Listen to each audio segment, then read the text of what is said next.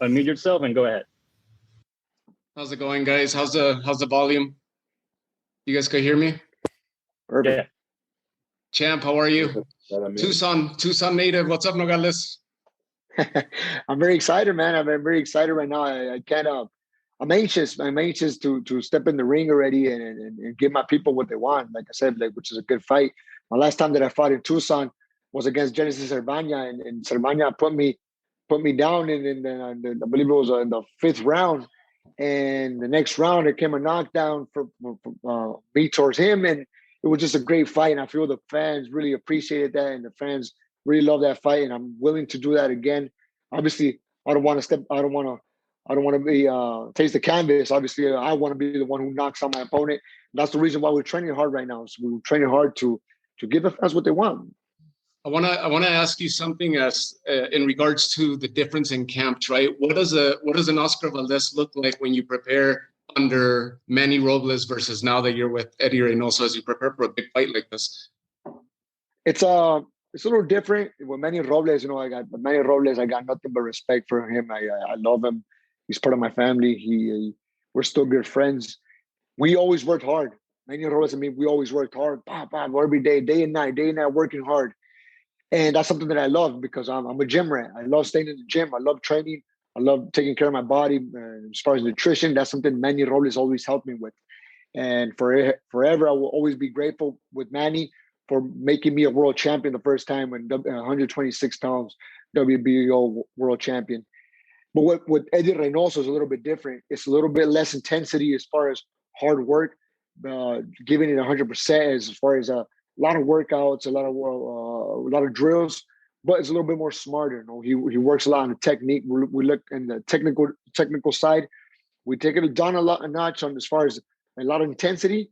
We do a lot of repetitions, and we try to always study our opponents. That's something that Eddie Reynoso always do. He focuses straight on the opponent, and he has a game plan, and we stick to that game plan.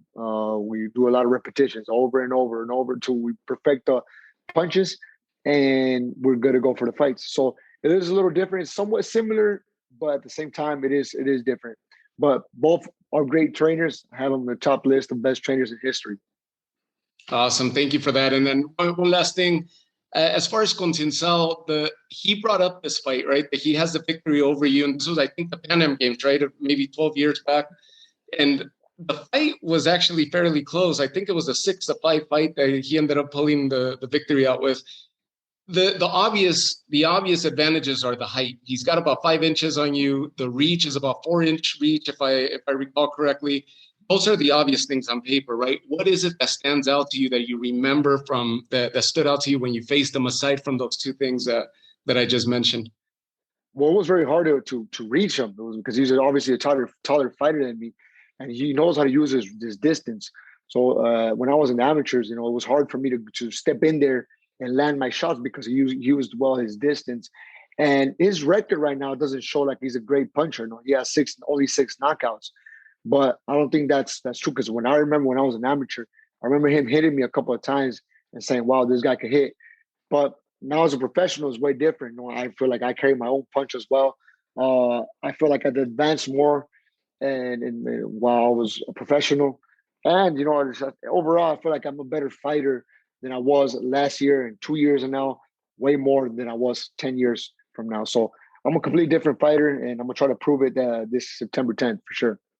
Awesome. Best of luck, champ. Thank you. Thank you. All right. Thank you, Hector. Our next question is coming from Bruce Pasco. Bruce, please unmute yourself and go ahead. Yeah. Hi, Oscar.